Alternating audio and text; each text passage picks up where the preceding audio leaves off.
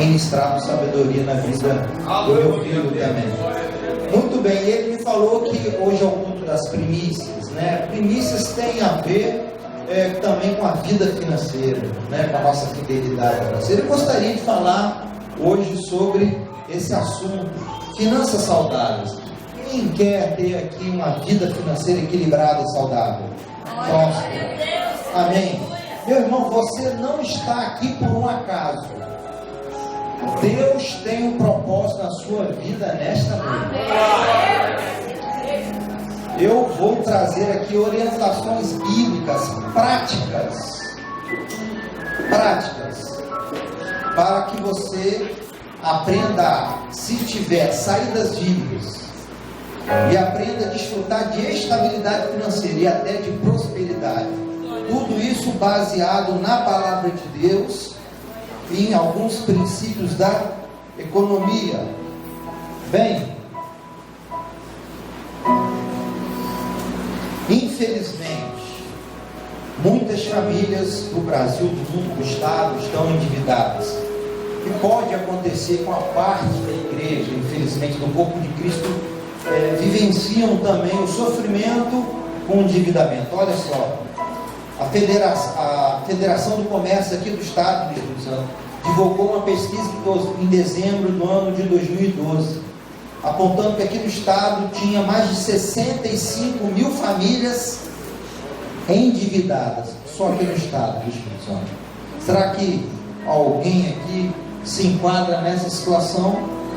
E o curioso, porque a gente costuma pensar o seguinte: a minha renda é pouca, ou eu estou desempregado, eu ganho um pouquinho, por isso não dá para pagar as contas. Olha só, mais de 35% dessas 65 mil famílias aí, mais de 35% ganham mais que 10 salários mínimos. Ou seja, mesmo ganhando aproximadamente 10 mil reais, mais de 35% estão endividadas. Sabe qual é a conclusão que a gente chega? O principal vilão aí é o cartão de crédito. Sabe qual é a conclusão que nós chegamos? É que o dinheiro, ele traz felicidade, gente? Sim ou não? Não. O dinheiro não traz felicidade. Mas não saber administrar o dinheiro, isso traz infelicidade. Sim ou não? Sim. Não saber gerenciar as suas finanças pessoais traz transtorno para você, para a família, para todo mundo. Mas vamos lá, vamos abrir a Bíblia aí no livro de 2 Reis, capítulo 4.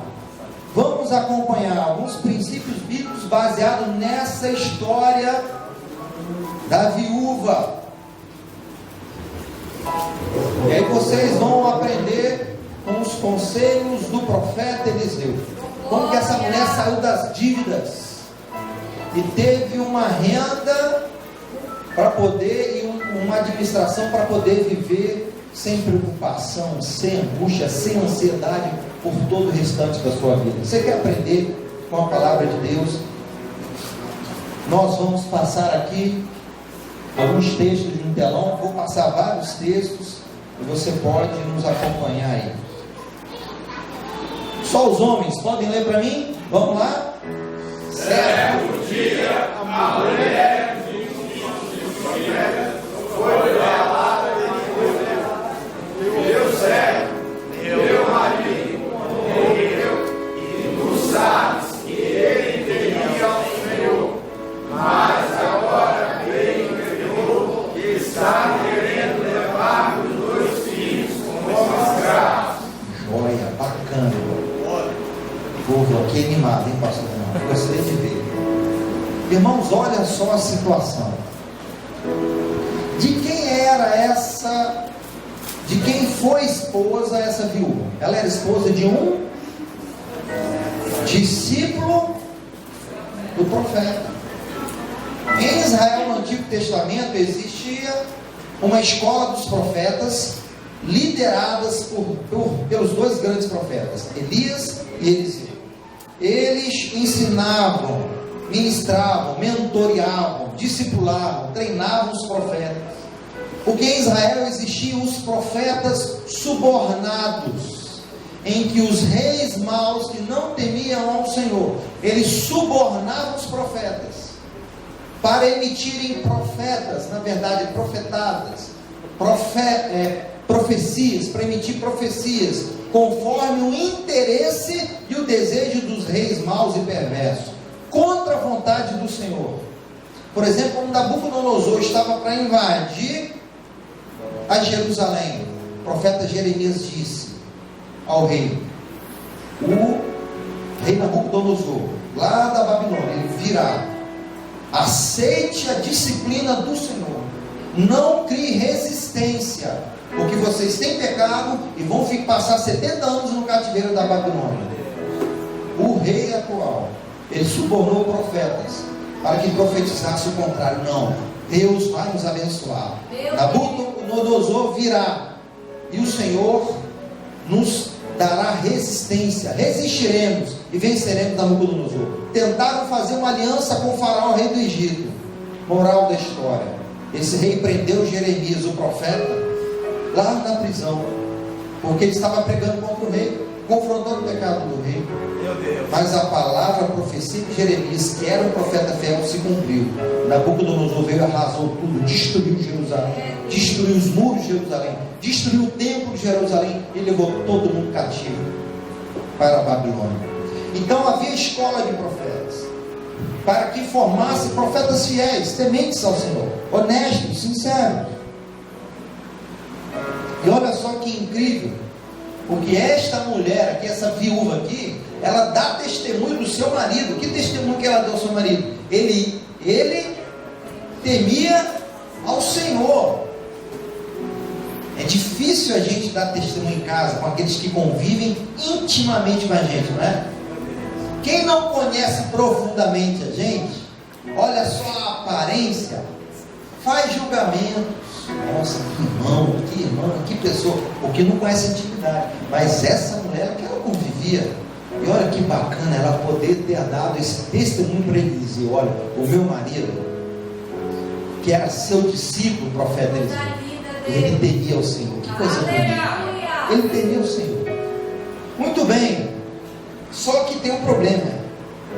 Quando esse homem morreu, qual foi a herança que ele deixou para a mulher e para os 2 filhos? Dívida. Muito bem. Vocês estão? Ele deixou dívida. Isso é herança a se deixar para a família. Mas ele temia o Senhor. Por ele ser temente ao Senhor, ainda mais no Antigo Testamento, irmão, falando em finanças, certamente esse homem, ele era fiel nos seus dízimos e nas suas ofertas.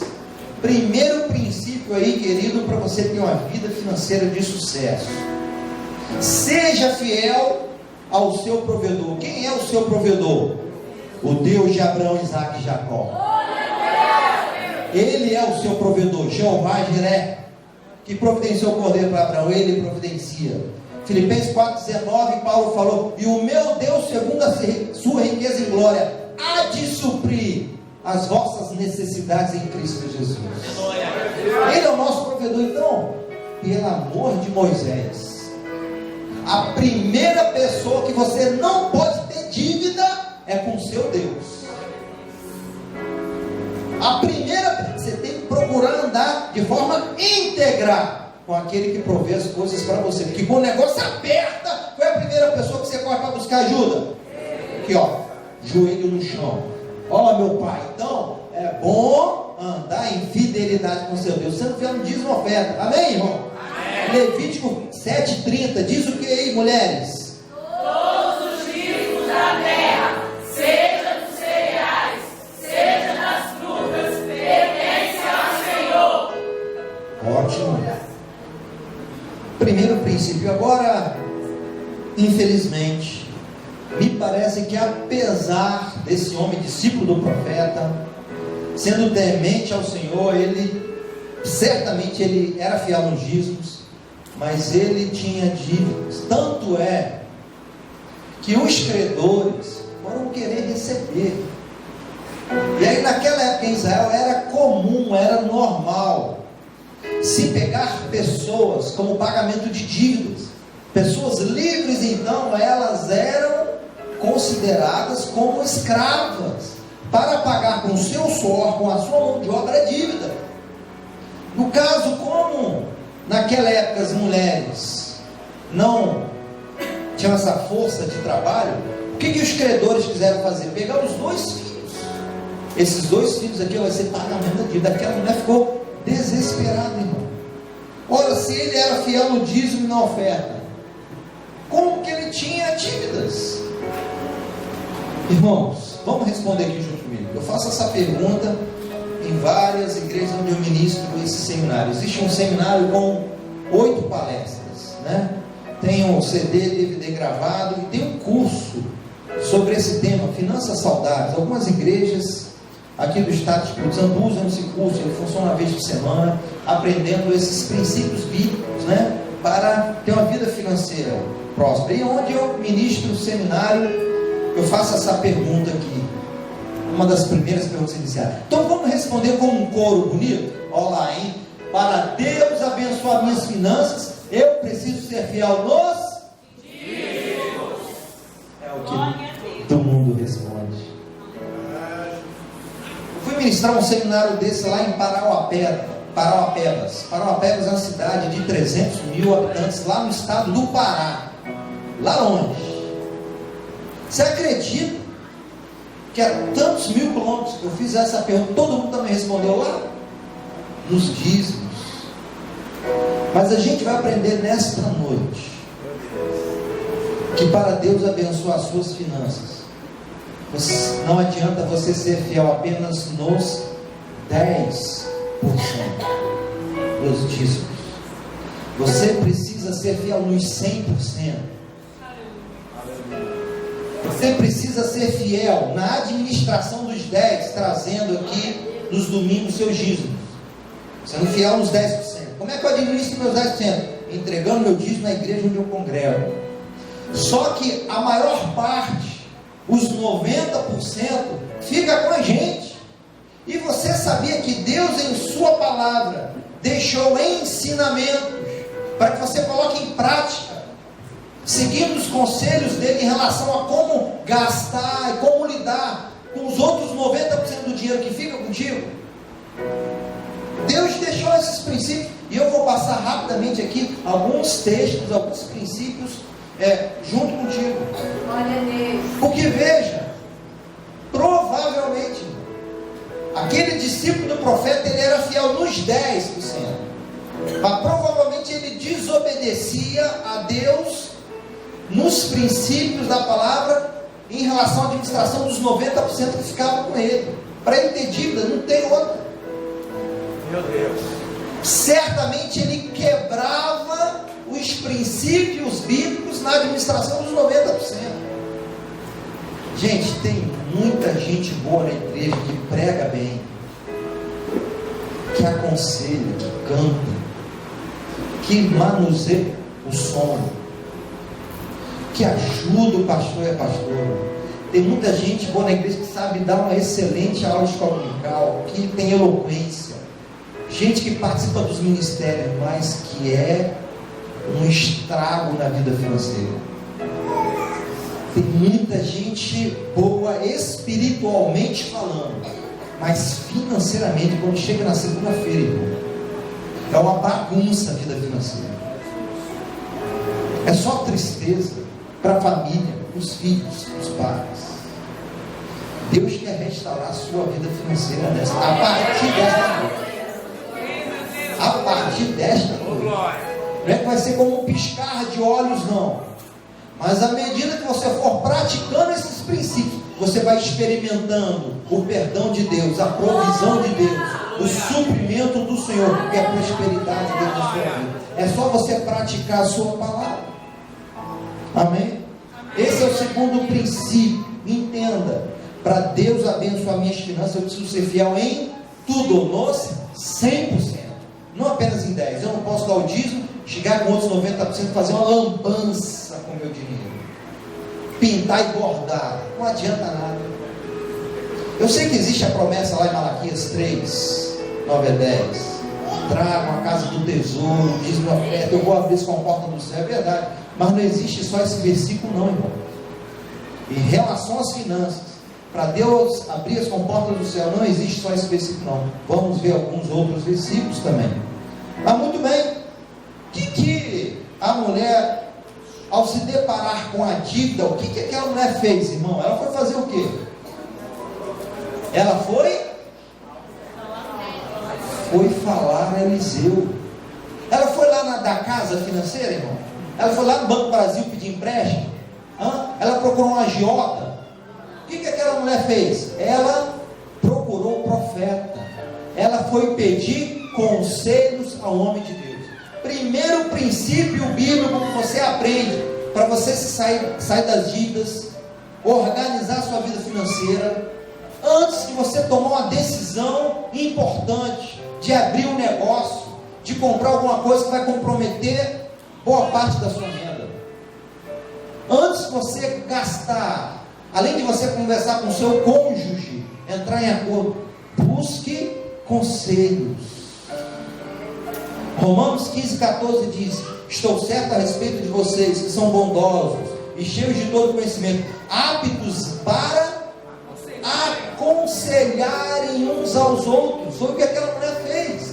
Aquela mulher percebeu que Eliseu, ele era apto, ele tinha habilidade para aconselhar. Eliseu, como é que eu vou me livrar dessa? Meu irmão, eu sei que às vezes a gente está com a vida financeira apertada, às vezes a gente fica com vergonha, sim ou não?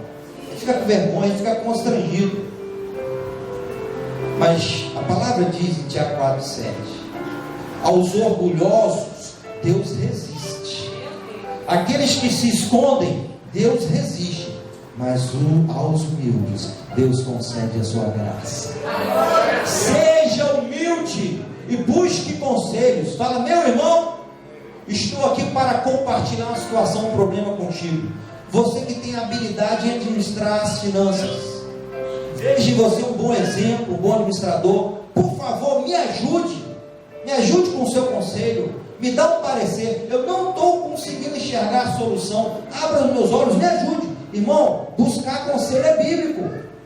Normalmente quando a gente está com problema, a gente faz o quê? A gente pede o quê? Oração, sim ou não? Sim. Conhece o crente 6 horas, né? Irmão, 6 horas por mim, 6 horas por mim. Pedir oração é bíblico? Lógico que é. Deus recomenda que em momentos de crise, de angústia, de problema, a gente ore um pelo outro? Perfeitamente.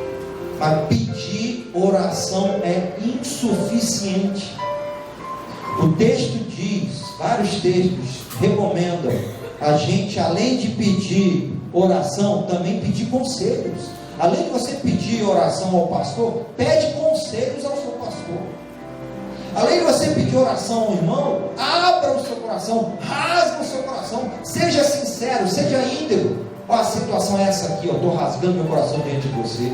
Estou sendo humilde, me humilhando, porque eu aspiro o derramar da graça de Deus na minha vida, já que Deus, Ele concede graça aos humildes. Quem sabe a graça que Ele pode me conceder é através da sabedoria que vai sair da sua boca para o meu coração. Outro texto que fala sobre o aconselhamento: habite ricamente em vocês a palavra de Cristo, ensinem e aconselhem-se uns aos outros. Irmãos, na igreja primitiva era natural os irmãos abrirem o coração uns para os outros e pedir conselho. Eles não pediam só oração, não. Tem gente que vai pedir oração a gente: pastor, ora por mim. Eu assim, irmão, tudo bem, mas quer que ora por quê? Deus sabe do mistério. Deus, eu não sei que Deus sabe, mas se eu souber, eu posso te ajudar com conselho. Irmãos, conselhos podem nos ajudar a gente enxergar coisas que a gente não enxergava em nada. Tem um pastor da Assembleia de Deus, Wagner. Eu tenho esse ministério, que eu tenho vários cursos. Eu treino pessoas para elas ministrarem os cursos nas igrejas. Não sou eu que ministro curso uma vez por ano. Às vezes eu dou algum seminário. Ele falou: ô Ricardo, você tem um curso de casais? Olha só, eu sou psicólogo e eu faço terapia de casais. Só que eu tinha curso de finanças, que é o meu curso mais antigo, curso de noivos, curso para pais de educação de filhos, e eu não tinha curso de casais. E eu era psicólogo, fazia terapia de casais, e não tinha essa ferramenta. E ele me perguntou, me encorajou, e com o conselho dele, eu fui lá e formulei um curso de casais, intitulado Casamentos Saudáveis. Sabe o que aconteceu, irmão? Esse é o curso mais pedido em todas as igrejas. Como é que eu não enxerguei isso antes? É o curso mais pedido, é o que eu mais vendo a apostila desse curso de casais, que tem abençoado. Aliás, domingo que vem de manhã a gente vai estar começando esse curso ali na Igreja Batista Memorial. Casamento saudável. Muito bem, então peça conselho, irmão, não fica com vergonha não. Aquela mulher não teve vergonha de falar com Eliseu. Bem, agora veja, só rapidamente aqui, ó. Quem tem dívidas com cartão de crédito, prestação de carro atrasado, carnê, financiamentos, veja bem, o PROCON, ele tem um departamento jurídico com especialistas para te orientar e te aconselhar na renegociação de dívidas. Além de homens de Deus que você pode procurar para pedir conselho, se essa for a sua situação, saiba que você tem direito de recorrer gratuitamente, 0800, a essa assessoria do PROCON. Em vários casos, com a intermediação dos especialistas do PROCON, eles ligam para a empresa, ligam para a financiadora, ligam para os operadores de cartão. Em vários casos, eles negociam e eliminam todos os juros. Você só paga o capital, ok? Você pode também buscar conselhos de técnicos.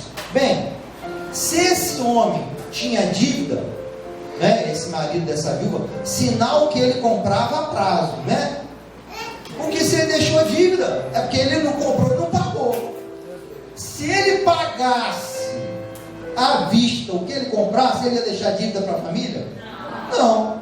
Olha só o que diz, irmão, Romanos 13, 7, 8. Os homens, por favor. Pagai a todos os que fizeram delírio, a quem é tributo, tributo, a quem imposto, imposto. Não deva nada a ninguém. Não devam nada a ninguém. Outra recomendação bíblica, quarto princípio: prefira comprar à vista. Foi na loja comprar, não deva nada a ninguém, não deva a loja, pague à vista. Forte, né? Pastor, estou há 30, 40 anos da minha vida comprando a prazo. Você quer ter uma vida financeira melhor daqui para frente? Ah, pastor, mas isso é costume, todo brasileiro assim. Todo brasileiro não. Todo brasileiro não. Tem gente que procura comprar só à vista. Ah, mas é difícil comprar uma geladeira, um ar-condicionado, uma coisa mais cara à vista. É muito dinheiro. Para isso a gente vai falar também, a gente vai aprender aqui com o conselho de Eliseu. Existe uma coisa chamada poupança. Existe. Tem gente que só conhece carnê. Mas além do carnê, existe poupança. É possível. Meu filho está aqui, ó. Não me deixa mentir sozinho e nem junto aqui. Ele é testemunha. Eu sempre falo com ele: meu filho, compre à vista. Meu filho não paga prestação de nada, praticamente de nada. Praticamente de nada. Mas 95% das coisas que ele compra é à vista. Ensinei isso a eles. O pai pratica isso. Porque se a gente comprar à vista, irmão, seguir esse exemplo aqui, ó, pague a todos que é devido, não fica devendo nada a ninguém. Se surgir alguma surpresa, algum imprevisto, e comprometer as minhas condições de pagar, não vou ter problema, porque já está tudo quitado. Olha só o que Salomão disse em Provérbios: não se gabe do dia de amanhã, pois você não sabe o que este ou aquele dia poderá trazer. Tem gente que compra a prazo, compra 10 em 15 vezes, se gaba do dia de amanhã. Não, daqui a 5 meses eu vou ter condições de pagar essa prestação. Daqui 10 meses eu vou ter condições de pagar essa prestação. Isso é se gabar do dia de amanhã. Você não sabe o que vai acontecer. O motor do seu carro pode bater. Não estou dando praga não, irmão. Quando eu fazia faculdade de teologia, me preparando para ser pastor, roubaram uma moto que eu tinha na frente da faculdade. Falei, Senhor Cristo, eu larguei tudo, fechei a minha empresa, eu tinha empresa de publicidade para ser pastor, e o Senhor me deixou um negócio desse acontecer. Roubaram minha moto. Aí comprei a bicicleta. Roubaram a bicicleta. Falei, caramba, eu taquei pedra na cruz, joguei pimenta na serra, pelo amor de Moisés. Comprei outra bicicleta, roubaram a outra bicicleta. Irmãos, imprevistos acontecem, inclusive na vida do crente. Você tem que ter prudência e sabedoria. Não comprometa a sua renda com o dia de amanhã. Cuidado. Se você não tem condições de comprar uma sandália, um vestido à vista, junte um pouquinho, compre no outro mês.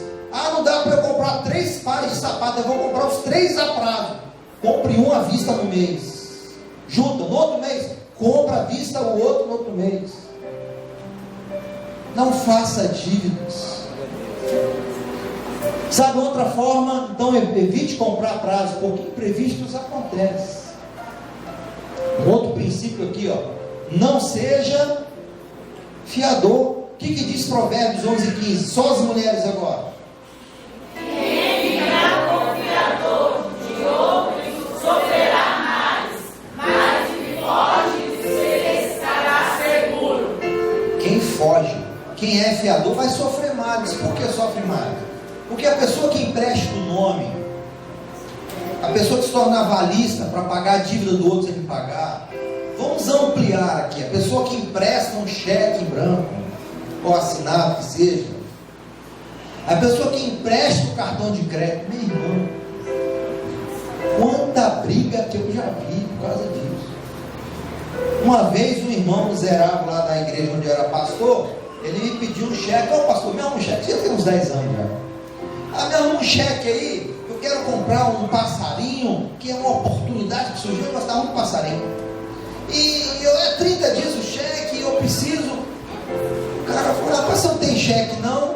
Não, porque meu nome está sujo, que não sei o quê.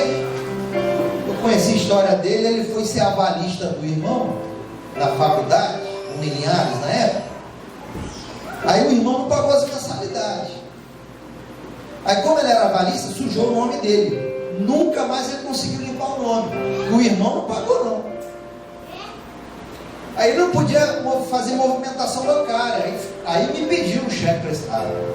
Falou, Vaz, seguinte, eu acho que ele pediu tipo uns R$1.000. Falou, Vaz, eu não tenho esse dinheiro para te dar.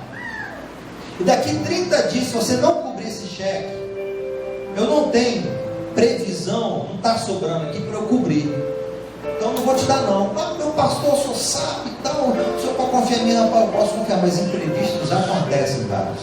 Vamos manter a nossa amizade, ok? Então, não vou te emprestar porque eu não posso me comprometer, porque chegar no dia, beleza. 30 dias passaram, meu celular toca.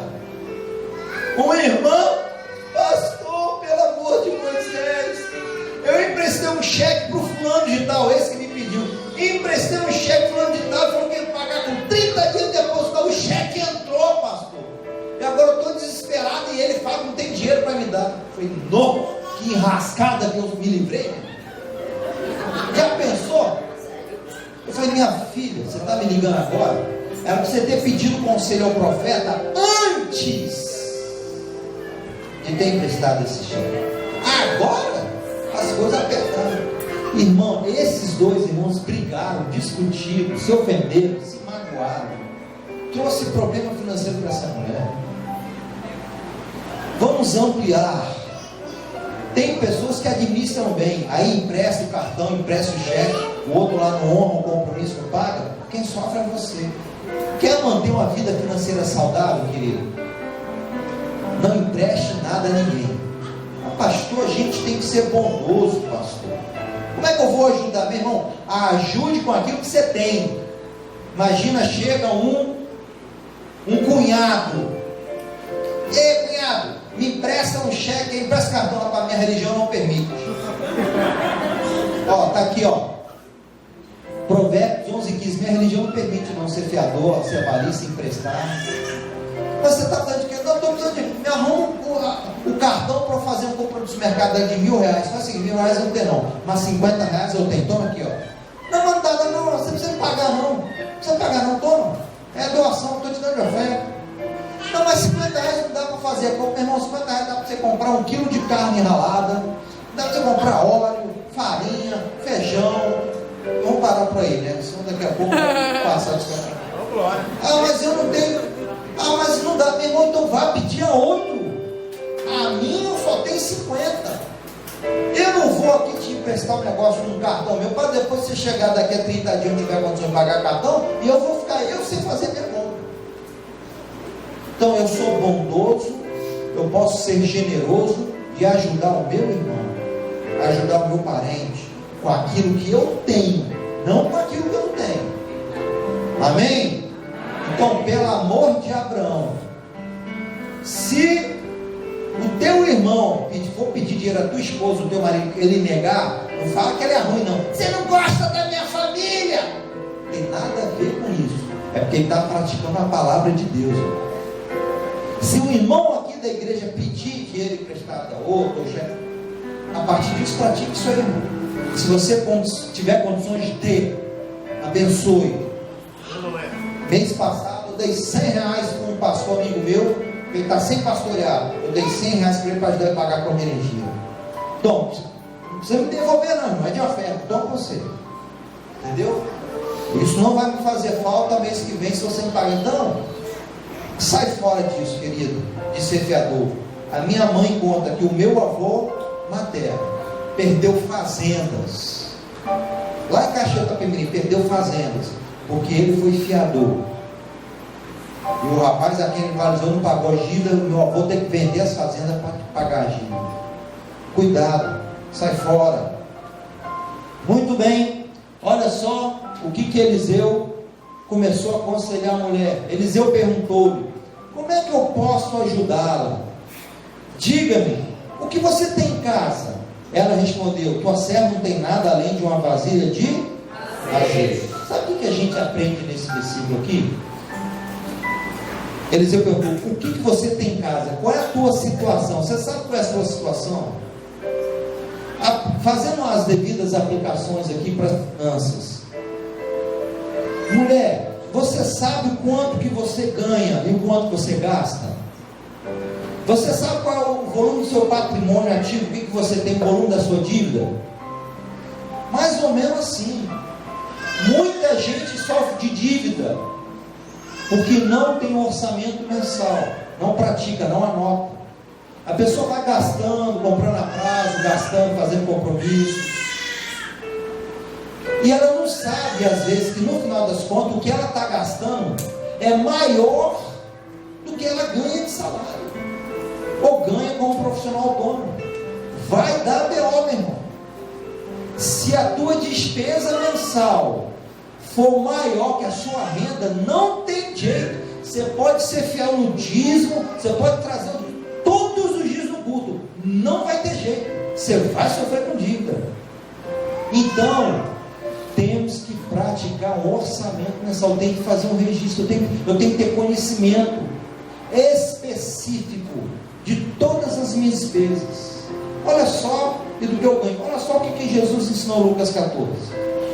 Qual de vocês, se quiser construir uma torre, primeiro não se assenta e calcula o preço? Antes de você pensar em fazer uma assinatura da Sky TV, antes de você pensar em fazer uma assinatura da internet na sua casa e ter uma despesa mensal, antes de você pensar em fazer uma compra a prazo, que seja comprar um carro, antes de você assumir um compromisso de pagar um curso de inglês, antes de fazer isso, de aumentar a sua despesa, você tem que fazer um cálculo. Calcula o quanto que eu ganho. Como é que estão as minhas despesas? Água, energia, supermercado, dízimo, roupa, médico, remédio, seguro do carro. Com a lista das minhas despesas no total, sobra para eu fazer essa despesa? Sobra para eu comprar isso? Você tem que fazer um orçamento. E Jesus continuou. Então, qual de vocês, se quiser construir uma torre, primeiro não se assenta e calcula o preço. Para quê? Para ver se tem dinheiro suficiente para completá-la. Tem gente comprando coisas, fazendo dívidas, e não tem dinheiro para pagar para completar, e não sabe disso. Pois se lançar o alicerce e não for capaz de terminá-la, todos os que a virem rirão dele, dizendo: este homem começou a construir e não foi capaz de terminar. Que isso não aconteça. Eu vou dar mais ou menos um exemplo de um orçamento bem simplesinho. Imagina aqui, ó, você precisa fazer isso. Se quiser, você pode fazer isso em casa hoje à noite, quando você chegar, né, do culto, chamar sua esposa, seu marido, fazer isso aqui. Vamos fazer uma lista aqui das nossas despesas. Quanto que a gente gasta? Quanto de energia? Supermercado, academia, aluguel, dízimo, energia. Qual é a despesa dessa família aqui, ó? R$2.200, somaram tudo. E quanto que é a renda do marido e da esposa junto? Qual é o problema? Está havendo um déficit de R$200. Essa família aí está gastando mais do que ganha. Gente, é impossível Deus abençoar uma família dessa. A pessoa tem que aprender a administrar. Nesse caso aí, o que é necessário fazer? Se a gente faz esse raio-x aí e chega a essa conclusão que a minha despesa, eu estou gastando mais do que eu ganho, o que eu tenho que fazer? Cortar a despesa. Primeira despesa que esse camarada cortou foi academia lá. O cara pagava 100 conto de academia. Sabe o que ele começou a fazer? Fazer Cooper na linha vermelha ali, ou então aqui no telado, ó. Vai correr, varão. Corta a despesa da academia. Ó, próxima despesa que ele cortou. Quanto que gastava na internet? R$100 da Oi Velox. Meu irmão, vai para a pracinha aqui do BNH, pega o Wi-Fi de grátis. Ó, você sabia? As pracinhas 22 de agosto, pracinha aqui do BNH, tem Wi-Fi de grátis. Quando a minha filha, papai, vamos para a pracinha, vamos, lá na pracinha do BNH, eu tenho Wi-Fi grátis. Corta a despesa. Supermercado, essa família gasta quanto? Ó, reduz R$100. Em vez de filé mignon, irmão, come filé mignon. Em vez de filé mignon, compra um patinho, entendeu? Um bife de frango aí, ó, vai almoçar na casa do irmão. Você chega e fala: meu irmão, olha, eu queria te convidar para a gente almoçar na sua casa hoje depois do culto. Entendeu? Aí o que acontece? Se cortar, a despesa caiu para 1.900. Se ele ganha 2.000, o que vai acontecer? Vai sobrar R$100. O que você vai fazer com esse R$100? Vou comprar um vestido. Não, meu, vai botar a poupança. Então é assim que faz, querido. Muito bem. Se você não consegue, não sabe fazer isso, procure alguém aqui da igreja. Às vezes tem alguém aqui da igreja que trabalha no setor financeiro de uma empresa. Tem alguém aqui? Alguém aqui da igreja que trabalha no setor financeiro de alguma igreja? Opa, tem uma irmã ali. Ah, não, você levantou a mão. Mas procura algum irmão, às vezes que tem uma habilidade, uma especialidade, que já pratica isso para te ajudar. Se você tiver computador em casa, ele monta uma planilha para você. Você não faz no papel mesmo, mas você precisa fazer isso, irmão. Isso é uma coisa básica. Se você for procurar conselho de um economista, é a primeira coisa que ele vai te orientar. Muito bem, qual foi o outro conselho que Eliseu deu à mulher? Vá pedir emprestada vasilhas a todos os vizinhos, mas peça. Eliseu falou para ela fazer o que, irmão? Pedir emprestada. Eliseu falou: vai na sua vizinha ali, pede R$1.000 emprestado. Foi isso que ele orientou? Orientou a pedir dinheiro emprestado. Vasilha. Muita gente sofre de dívida porque se enrola com empréstimos e prestações. No primeiro mês paga, no segundo, no terceiro, depois o imprevisto acontece aí, ó, tá tudo arrebentado. Olha. Assim como os pobres são dominados pelos ricos, quem pede dinheiro emprestado se torna escravo de quem empresta. Joia, viu? Você quer ser escravo? Você foi comprado com preço precioso pelo sangue do Cordeiro. Deus te comprou para você ser livre e não escravo. Então, não faça empréstimos. Não pegue dinheiro emprestado. Porque o texto diz que quem pede dinheiro emprestado se torna escravo, irmão. Ah, mas que palavra dura! Ai, minhas costas estão duras. É a palavra de Deus. Essa aqui é orientação bíblica. Está na palavra, não estou inventando. Dá para que o Deus, o Pai Celestial, que te ama, que tem um cuidado e um zelo contigo, está te orientando para que você tenha uma vida financeira saudável. Eu amo o meu filho. Falou, pai, eu quero comprar uma moto, financia, vamos fazer empréstimo. Eu falei, cara, não. E ele, pai, vamos financiar. Eu falei, não. Rapaz, faz um consórcio, não é empréstimo. Você não está fazendo empréstimo nenhum. Faz um consórcio. Consórcio é igual uma poupança, entendeu? Todo mês ele paga a prestaçãozinha da moto dele, irmão. Uma hora vai sair a motinha dele. Não deve nada a ninguém. E se ele quiser parar hoje, ele não está com a moto. Se ele quiser parar hoje, ele resgata lá os sei quantos mil reais que já pagou.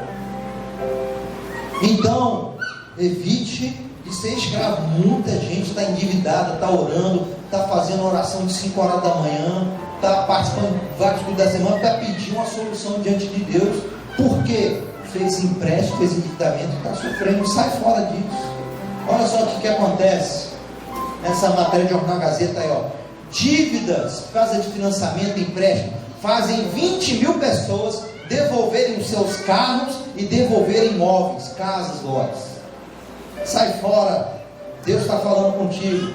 Outro princípio bíblico aqui. O que Eliseu aconselhou ela? Depois entre em casa com seus filhos, feche a porta, derrame daquele azeite em cada vasilha e vá separando as que for enchendo. O que Eliseu falou aqui? Para ela pedir ajuda aos filhos. Às vezes a gente está com um problema, a gente não vê solução, a gente entra numa depressão, a gente quer se isolar, a gente sofre sozinho como uma ilha.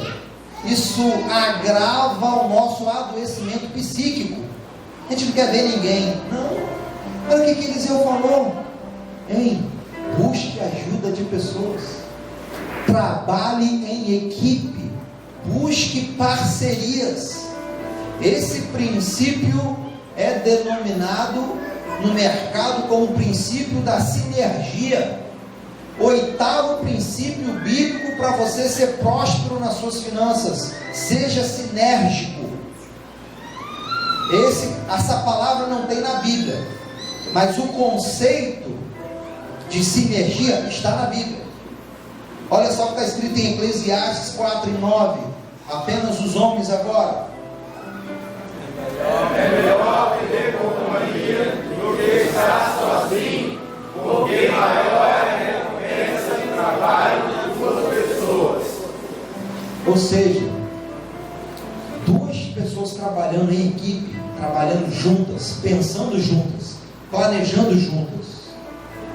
Duas pessoas trabalhando juntas. O resultado do trabalho de duas pessoas trabalhando em equipe é maior do que o resultado do trabalho dessas duas pessoas trabalhando separadamente. Um exemplo simples. Imagine que você tem que transportar 1000 lajotas para um caminhão, que estão no chão, tem que botar no caminhão. Cada um consegue pegar aí, vamos colocar aí 6 lajotas. Se os dois trabalharem, os dois, cada um pegando 6 lajotas, cada um, vamos chutar aí, vai levar 1 hora para botar as lajotas no caminho, 1 a 2 horas. Agora, se os dois se unirem, trabalharem em equipe, trabalharem em parceria, em vez de pegar na mão, eles podem, por exemplo, pegar 2 tábuas cada um pega nas extremidades. Ao invés de 12, que é a soma desses dois sozinhos, ao invés de 12, eles podem colocar 50 lajotas nas tábuas, e os dois carregarem 50. A cada vez é transportado 50 lajotas. Em 20 minutos, eles colocam as lajotas em cima do caminhão. Sabe, quando Eliseu falou, mulher, você precisa da ajuda dos seus filhos, porque sozinha você não vai sair dessa. Compartilhe os seus sonhos, compartilhe o seu projeto com pessoas que podem te encorajar, te animar. Aleluia, isso é verdade. Glória a Você Deus. quer montar um negócio, quer sair do seu emprego? Carlos Wizard, curso de inglês, IASES, Microlinks, vários outros cursos, 35 mil funcionários. Ele disse o seguinte: você quer ter uma boa casa, bom carro, bom salário, viajar de vez em quando? Então, trabalhe numa boa empresa. Agora você quer ter uma vida próspera, você quer arrebentar a boca do balão, ter vários carros, viver numa casa muito confortável, ter condição para você, até para ajudar outras pessoas. Seja dono do seu próprio negócio. Às vezes você tem esse plano, esse sonho, você tem um talento, você tem uma habilidade, você tem uma capacidade aí, ó. Em vez de ficar dando lucro para os outros, para o patrão, poxa, eu posso montar esse negócio, eu posso me unir a fulano, a cicrano, vamos fazer uma parceria, eu faço uma coisa, você faz outra.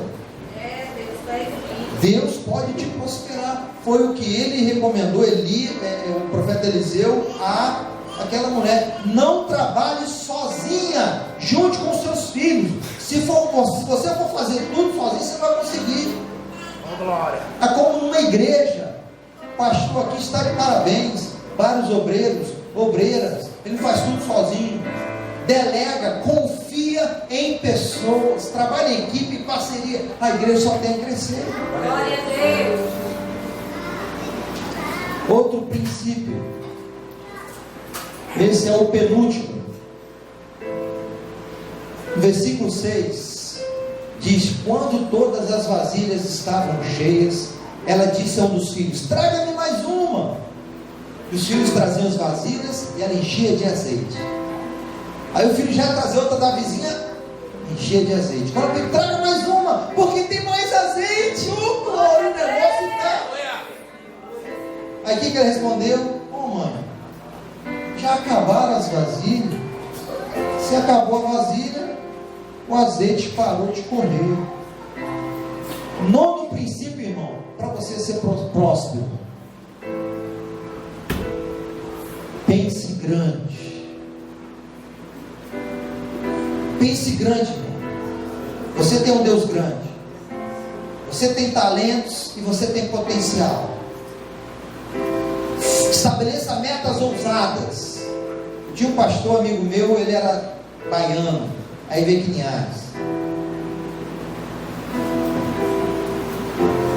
A igreja dele era a metade dessa aqui, ó, o templo, lá no Interlagos. E ele tinha dinheiro no caixa, pastor Reinaldo. Tinha condição, pastor inteligente, também tinha uma forma, ele era bacharel em teologia também. Eu falei: rapaz, isso aqui não comporta o seu povo. Amplie as tendas, pense grande, ofereça mais conforto para o povo. Olha que uma bênção, irmão, ar-condicionado. Eu estou aqui, eu nem estou suando. O pastor me emprestou o paninho aqui, ó, nem estou precisando usar.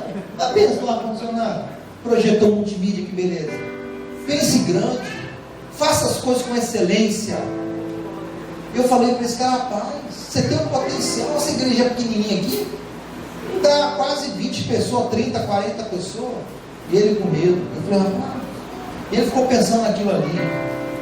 Ele ampliou, alugou um local maior na rua principal do Interlagos. E aí ele foi crescendo, foi para o chão, alugou um galpão, irmão, que cabia umas 600 pessoas. Pense grande. Se aquela mulher tivesse acreditado, tivesse tido mais fé, se aquela mulher tivesse acreditado que a provisão de Deus ia ser excepcional, ela tinha encorajado os filhos: ei, tragam mais vasilhas, Deus vai prosperar, vamos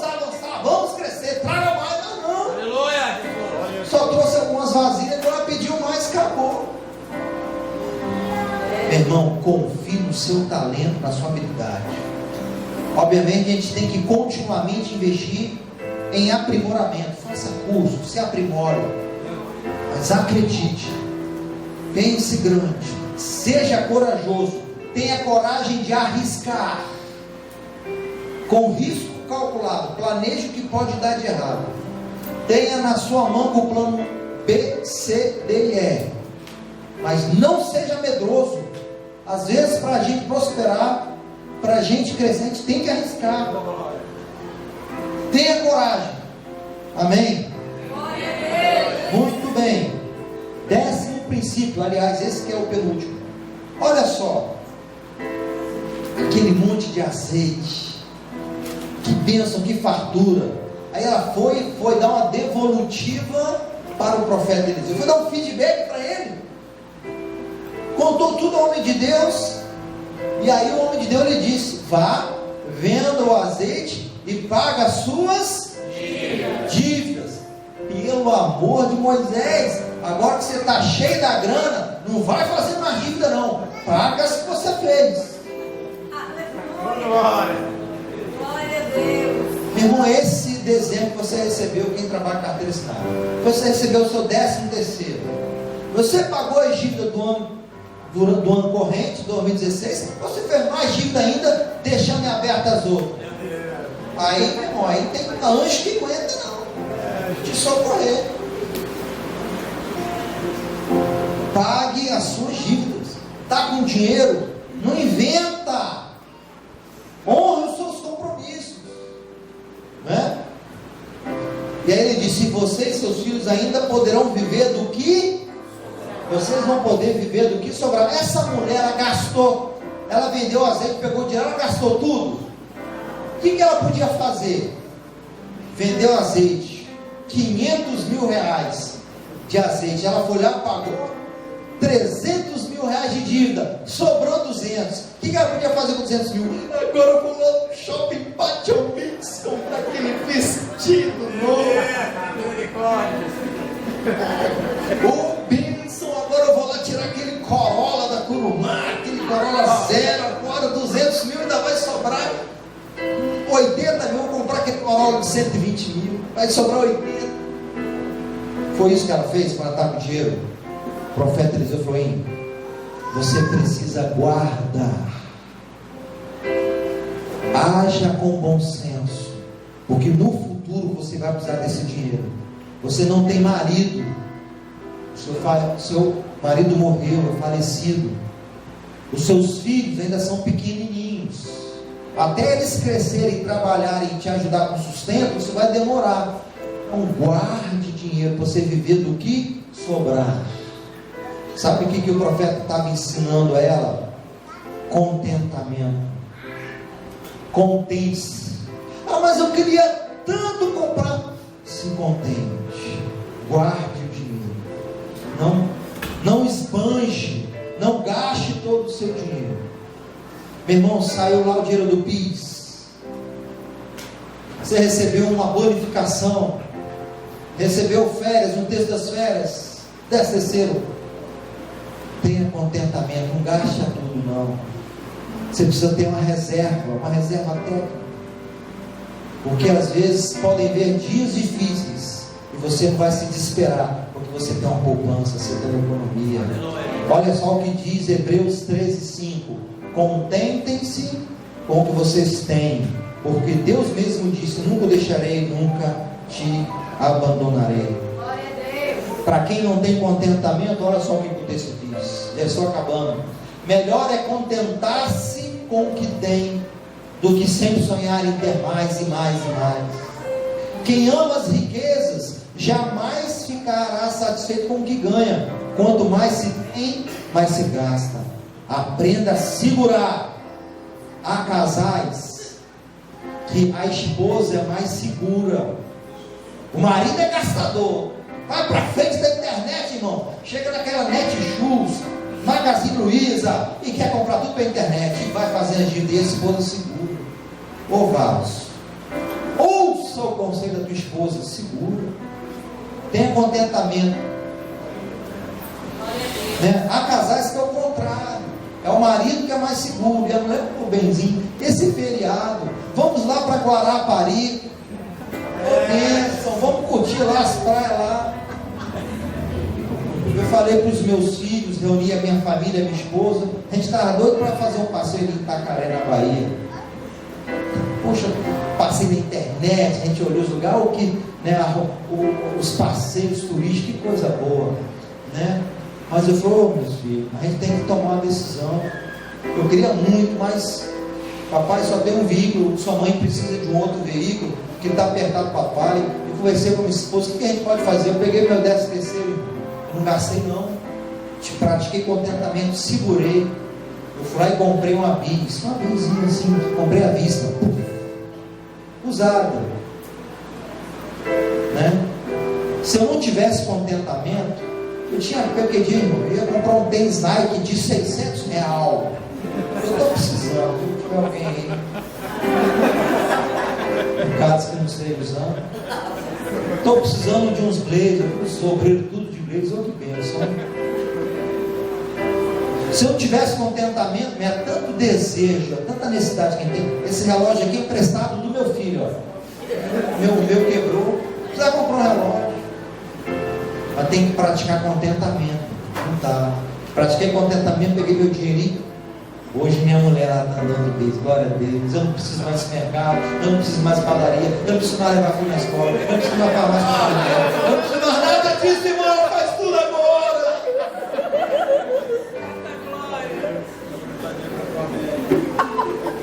Último princípio para a gente terminar.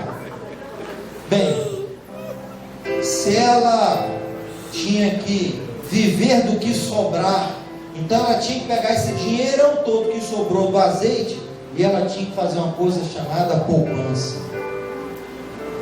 Lembrando o conselho do profeta Eliseu: venda o azeite e pague as suas dívidas, vocês e seus filhos poderão viver do que sobrar. Como é que elas iam viver do que sobrar? Poupando.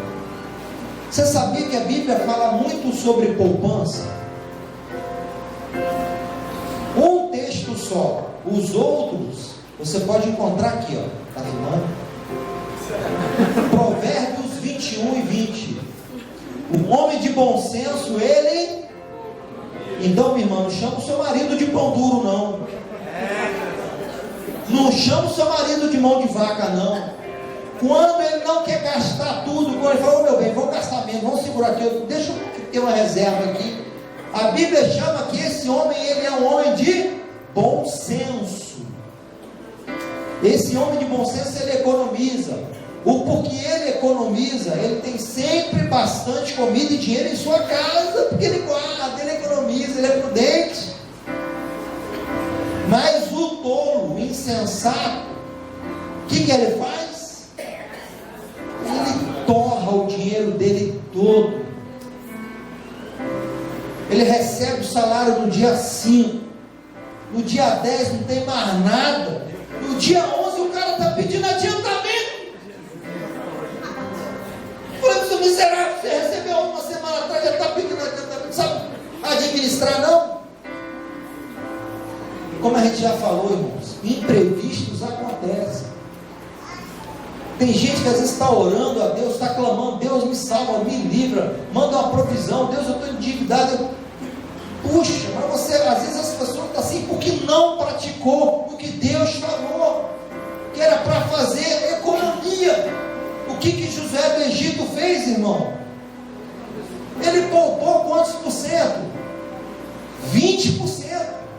1/5 de toda a colheita, ele guardava. O pessoal não se esbanjava na fartura, não gastava não comia tudo não, poupava. Quando chegou os 7 anos das vacas magras, os 7 anos de crise, falta de chuva, pobreza, o cara não ficou desesperado, porque ele tinha uma poupança. Durante 7 anos ele fez uma reserva. Meu irmão, minha irmã, se você não tem carteira assinada, se você é um profissional autônomo, pedreiro, psicólogo, sei lá, você precisa pagar o seu INSS. Não deixe de pagar. Você é profissional autônomo, a tua empresa, a empresa não paga, né? No caso, como você não é funcionário, não tem uma empresa que paga fundo de garantia, para caso no futuro você poder sacar, faça o seu próprio fundo de garantia. Todo mês, faça uma capitalização de título. Invista. Existem outros investimentos com rendimento mais alto que a poupança. Então reserve um valor e vai investindo lá no Selic, outros rendimentos bancários. Você tem que criar uma reserva, querido. Amém? Amém. Não gaste tudo que você ganha. 11 princípios aqui, todo mundo, para você ter uma vida financeira saudável. Primeira, seja fiel. Segundo, seja fiel. 100%. Terceiro, peça. Conselhos. Quarto, compre. À vista. Quinto, não seja Fiador. Sexto, faça um orçamento Mensal. Sétimo, evite Empréstimo. Oitavo, seja Sinédrio. Nono, pense Grande. Décimo, contente-se. E 11º, brincadeira. E 11, faça. Lembraram, não está no slide? Faça a poupança. Amém, querido? Olha, eu oro para que Deus te abençoe.